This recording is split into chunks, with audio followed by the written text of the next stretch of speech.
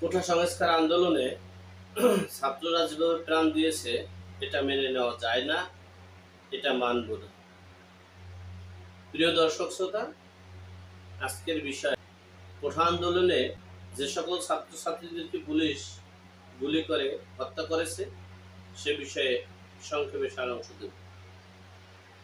আসলে সাধারণ ছাত্রদের দাবি হচ্ছে কোটা সংস্কার, আর এই কোটা সংস্কারের বিপক্ষেও প্রধান বিচারপতি বা আদালত ও না এবং বর্তমান সরকারের মাননীয় প্রধানমন্ত্রীও না। সেখানে একটা সমঝোতা হতে পারে, আলোচনার বিষয় হতে পারে, আলোচনা করে সেটা হতে হবে, কিন্তু সেটাকে একটা দুষ্চক্রকারী বাংলাদেশের কিছু মানে কি বলবো, এখানে এখানে মূল কথাটা বলতে গেলে আবার যে ছাত্ররা রাজাকার বলে যে বক্তব্য উদ্দেশ্যে সেটা চলে আসে। বাংলাদেশে কিছু দুষ্চক্রকারী পরদেশি মদদি তারা এই সাধারণ জনগণের উপরে সাধারণ ছাত্রছাত্রীদের উপরে ভর করে একটা অরাজকতা সৃষ্টি করছে, এটাকে একটা বিশাল আকৃতিতে পরিণত করেছে এবং দেশে একটা অরাজকতার সৃষ্টি করছে। আর ছাত্রছাত্রীরা আবেগে আসলে মূলত যারা মারা যাচ্ছে বা যারা বেশি উচ্ছৃঙ্খল করছে, আপনি খতিয়ে দেখবেন তারা সাধারণ ছাত্রছাত্রী না, তারা বিএনপি, জামাত, জাতীয় পার্টি অথবা কি বলে ওটাকে কিলার বাহিনীদের সাথে সম্পৃক্ত আছে।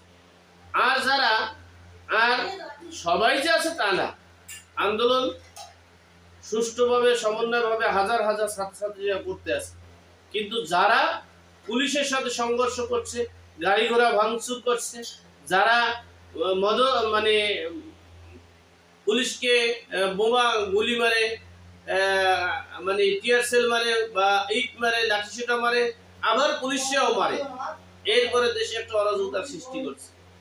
আমি সকল ছাত্রছাত্রীদের প্রতি আহ্বান করব, তোমরা পরের মদদে দুষ্চক্রকারীদের মদদে দেশটাকে অস্বস্তিকর পরিবেশ করো না এবং তোমরা মরে যেও না। তোমরা মরে গেলে তাদের কিছু আসে যায় না। আমি তোমাদের হুকুম দিতে পারবো, তাকে মানে টাকা দিয়ে উস্কানি দিতে পারবো, কিন্তু তুমি মরে গেলে তোমার বাবা মাকে আর জীবন যে কষ্ট করবে মানে সেটার ভোগ তো আর আমি করবো না। সুতরাং সকলকে আহ্বান করব, তোমরা মানে আলোচনার মাধ্যমে এমন একটা পরিবেশ কর, আলোচনার মাধ্যমে একটা সমাধান বের করে অরাজকতার পরিবেশ থেকে মুক্তি চাই। আর এই সাহিদ সহ যারা মারা গেছে এবং যারা আহত হয়েছে সকলের পরিবারের প্রতি সমবেদনা প্রকাশ করে আমি আমার সংক্ষিপ্ত আলোচনা এখানে শেষ করছি।